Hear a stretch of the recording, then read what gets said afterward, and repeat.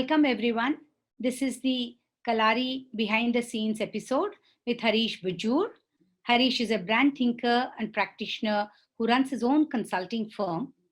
He has spent his career with FMCG, telecom, and consumer companies, and he's a great thinker who thinks ahead of the consumer curve.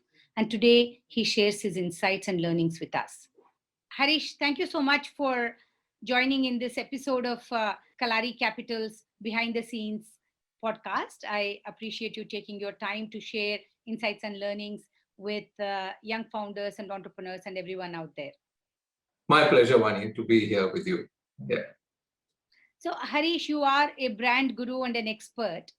I have a question for you. As we see this unlocking of India, unlocking of Bharat, if you will, is branding, how much of branding rather is local and how much of it cuts across all segments and could really become universal? How should young companies think about branding? Okay. My feel is that as India grows, as India becomes bigger in terms of the potential it offers, new businesses, new ideas, new thoughts. I think branding is a universal format. Branding works in the big cities, it works in the metros, in the mini metros, and it works beautifully in our villages. Because some of the tech products, which we think are tech products, are actually reaching out to the villages already. Some of the products which need a seamless delivery platform, such as mobile telephony or internet connectivity, they touch our villages very intrinsically. And Facebook is a classic example, Google is a classic example, and wherever you go, there's ubiquity of reach. And therefore, I do believe branding and the purpose of branding can touch a large number of people all across India, not only the 8 big metros, the 42 big 1 million plus towns, but the 643,700 villages that dot this country. In today's world, ideas are very quickly copied. Brands go positive or negative, go viral very quickly. But for young companies who feel that they don't have the budgets, right? When should they start thinking about their brand from in their life cycle, and how can they accelerate the building of their brand communication? Okay, I must start right with the basics, because I have a definition of a brand, which is slightly different from the definitions all of us have learned in our management schools. What is a brand? For me, when people ask me what is a brand, I simply say the brand is a thought. And then they ask me what else? And I say nothing more than that. The brand is a thought that lives in a person's mind. And that is the simplicity of a brand. It's just a thought, a very powerful thought, a strong thought that lives in a person's mind. But that is only its simplicity. The complexity of the brand name is the fact that as many minds as there are in a market, the brand lives in each of those minds. So what is branding for me? Branding is the common understanding of one common thought by all those minds in the market. Now, that's a very difficult thing to achieve. A new person who enters the market, a startup with either a product or a service, should you look at branding right from then? If that is the question, my idea is yes, you must. Because please note that at the end of it all, at the end of the product development cycle, at the end of sorting out all the bugs there are, when you actually put out the product in the market, it becomes a service. And that service is what is being consumed by people. And when a person consumes that service, he or she calls it a particular brand name. And that brand name is important. So what you actually, a brand is what you sell, and a brand is what sells. That's it. You sell a brand, and it is the brand reputation that gets you to sell more. So branding, invest in it right from the beginning, because this is what you can monetize at a later point of time.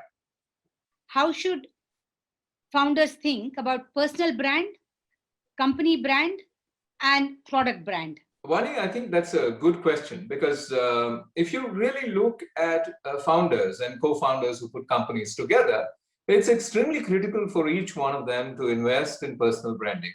It's important because it is this image of theirs and it is this resonance which they bring to the party, which is going to make pathways for them in the world of investors, for instance, in the world of consumers eventually. So I think it's very important to be focused on personal branding. However, when I talk personal branding, I keep saying, it's very important to be who you are. A lot of people, go to agencies and say that put a personal branding profile for me. Never do that. Please tell the agency, this is who I am. And please ensure that around that is woven the personal brand identity of that individual. I keep telling them, people who come to me to say that if you're a wolf, please behave like a wolf. Don't pretend that you're a wolf in sheep's clothing, because wolves are loved as well in the world. So please don't put together a show for others to look at you as a different human being. Be who you are. If you really ask me, the key question is what's in the name? It's this Shakespearean question, the typical one. I do believe it cuts both ways. There's nothing in a name, and then there's everything in a name. Take, for instance, the story from Cafe Coffee Day. And let's talk about Siddhartha. When Siddhartha sat down many decades ago to actually put together a brand name for the company which he was about to float as a startup, because that was a coffee startup, he said he put together names, and then I still remember him discussing names with me at that point of time. And then I also did give him some suggestions. But at that point of time, one maverick thought hit him, and he said, hey, listen, Harish, why not call it ABC Company? And that's exactly what he did. He called it the Amalgamated Bean Coffee Trading Company Limited. Okay, ABC, Amalgamated Bean Coffee Trading Company Limited. This name was retrofitted, by the way.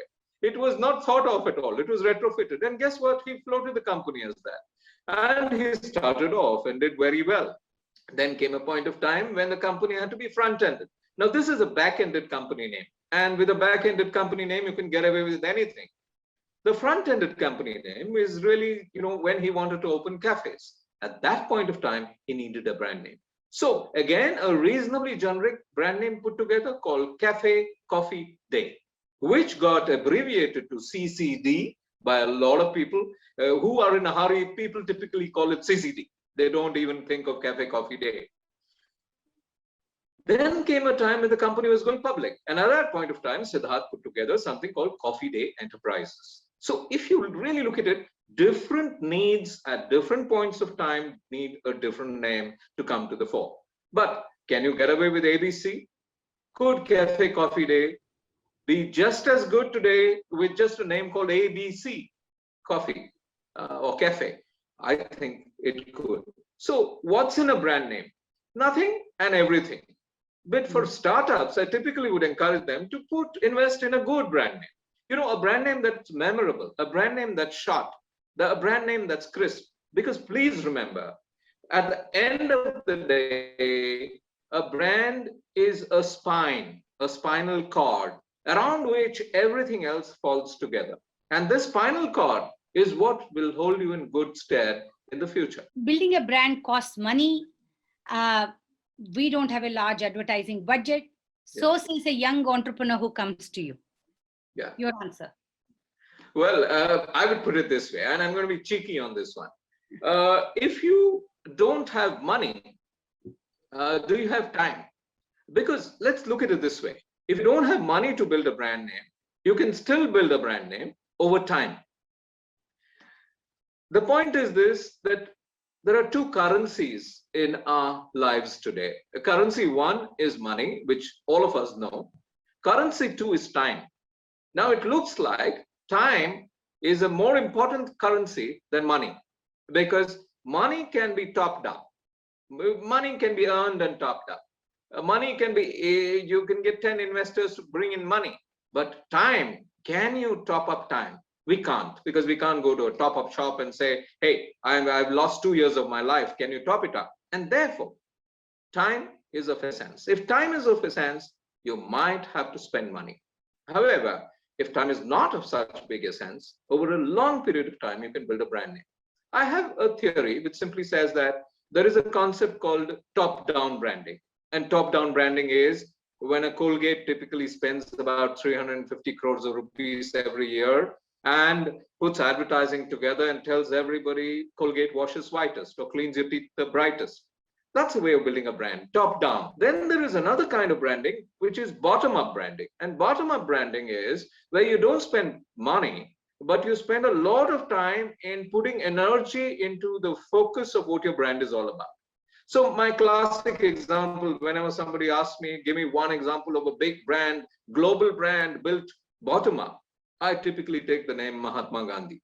Gandhiji invested in a whole series of events. And, I've written a paper on Mahatma Gandhi, which you pick off my Twitter handle, wherein I have looked at 13 different ways of branding, which the Mahatma used, not consciously, but unconsciously in building up the brand. Mahatma Gandhi, Charkha, the device, non-violence, the key principal thoughts of his movement, the Dandi Salt Yatra, the entire event, which captured the minds of Indians for a long period of time.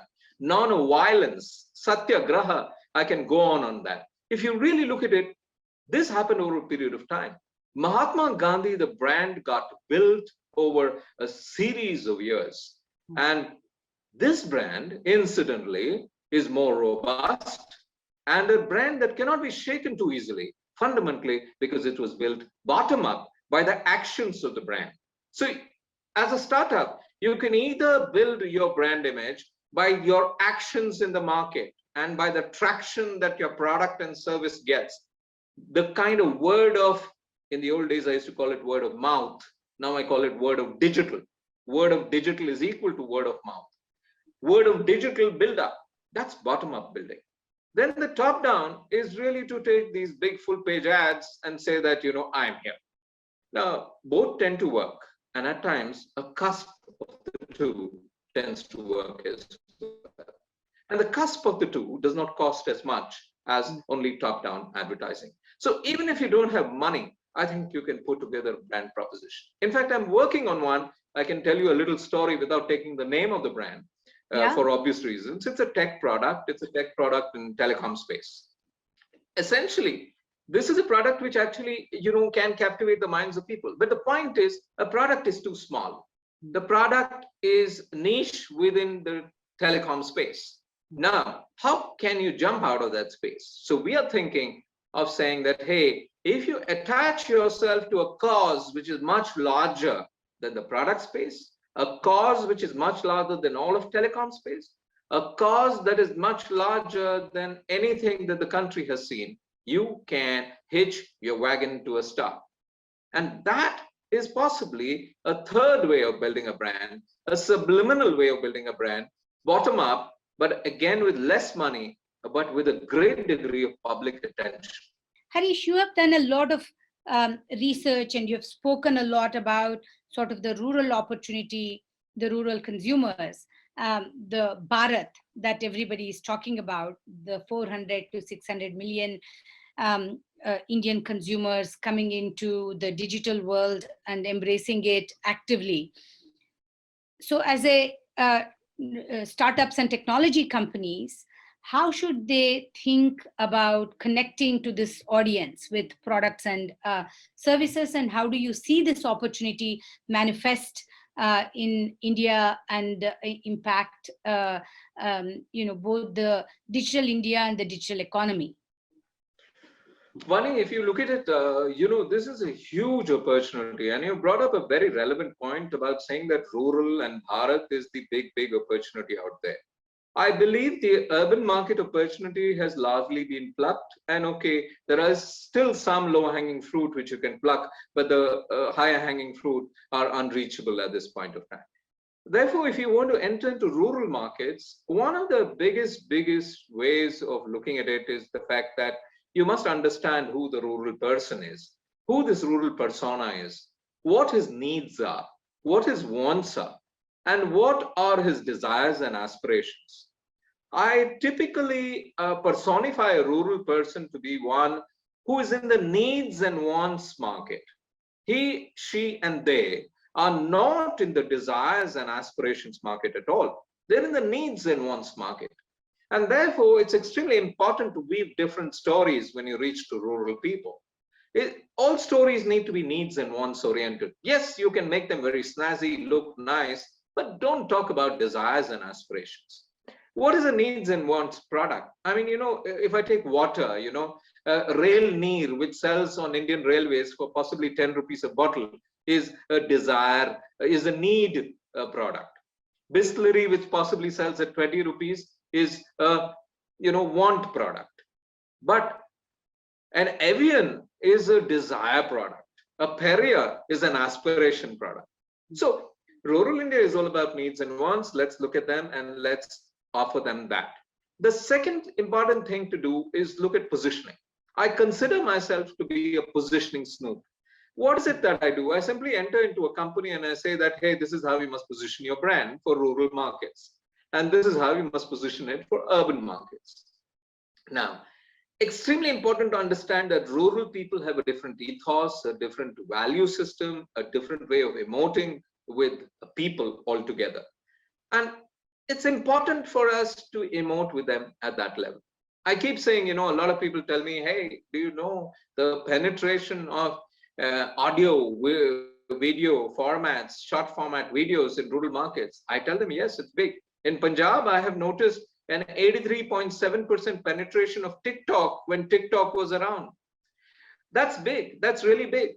But then please understand, just because TikTok was available in all of rural Punjab, and just because they were watching urban lives very closely, don't think they like to live like urban people. No, they have different standards. I am like this only, and those urban people are like this only. So typically what a rural person does is on TikTok, Insta Reels, on every audio video short format system that reaches out to them, they look at urban people as if they're in an aquarium. They're watching urban people living their lives as if in an aquarium. And they love it. They love all the allure that is thrown at them. But they say, yeah, that is the way they are. This is the way I am. And this is the way I will be. So it would be wrong for a product developer or a service developer to say that I will advertise in the same common manner to rural area and get away with the murder that I'm going to create. No, different strokes for different people, and study these people closely and get into the positioning aspects that are very, very, very important. No, this is fantastic. Appreciate all your advice.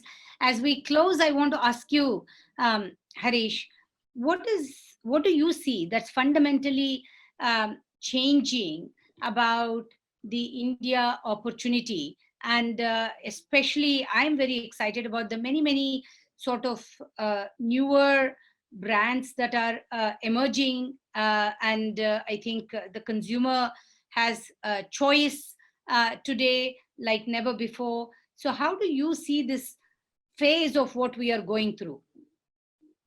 Well, I am very excited about the big opportunity that Bharat offers today. In terms of rural India, we're talking about 69.9% of the population living there, humongous degree of prosperity there, road networks reaching into rural areas like nobody's business, all the allures of positive urban life reaching rural areas.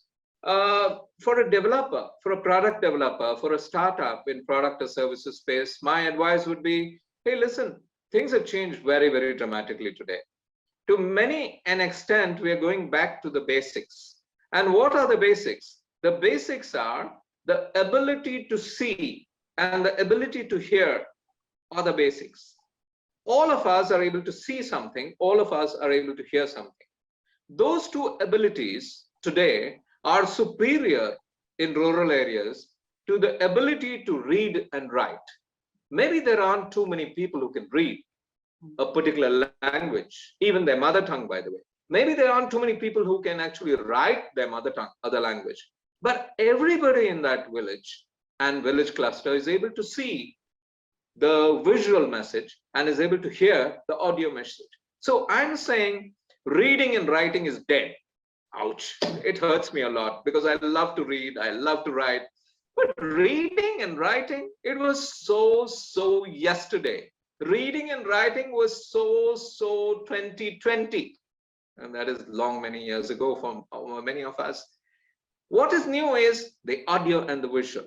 And therefore, I'm excited by anything, any medium that can dumb down everything into the audio and visual moment of understanding. Let's talk about Twitter and let's talk about Spaces. Twitter is supposed to be on beta mode with Spaces, let's say, and Spaces is going to hit the market soon. What is it? Hey, listen, many of these devices, say Insta Reels, everything appreciated much more. So the idea is this, that, language is intrusive. In fact, the only language that's important today is the backend language, Phantom, C++, let's leave those there. But the front-end language is not important. Just like in the old days, we used to say geography is history because of technology. I would say language is history because of technology. Harish, thank you so much. And I hope that you're okay with any entrepreneurs who have more questions to reach out to you. All the time. And they could reach out to me on my Twitter handle, and I'll be glad to reply within 24 hours.